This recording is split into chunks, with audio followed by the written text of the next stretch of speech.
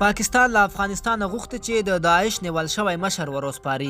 د پاکستان د بهرنیو چارو وزارت ویلي له افغان حکومت نه یې غوښتنه کړې ده چې د داعش خراسان ډلې نیول شوی مشر دی پاکستان ته ورسپاري.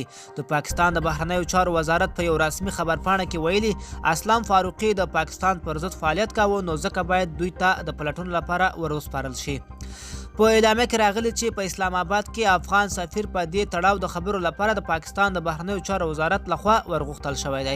اعلامیه زیاتوي چې د پاکستان حکومت وار د مخه په افغانستان کې د داعش ډلې د فعالیتونو په اړه خپلې اندېښنې له افغان حکومت او نور اړوندو خواو سره شریکې کړې وې.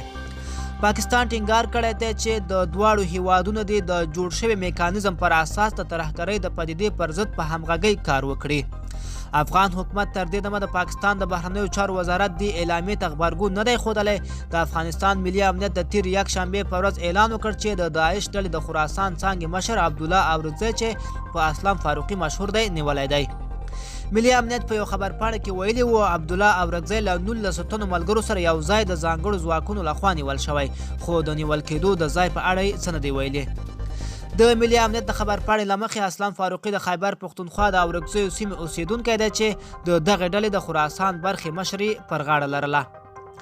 ملي امنیت همداراز ویلي و چې اسلام فاروقي د نورو ترهګرو ډلو ترڅنګ په پاکستان کې د لشکر طیبه او د حقاني شبکې سره اړیکې لرلې او په خپل لومړنی اعتراف کې د داعش ډلې خراسان څانګې سره سیمه ییزو استخباراتو پراخ اړیکې هم په ډاګه کړي دي.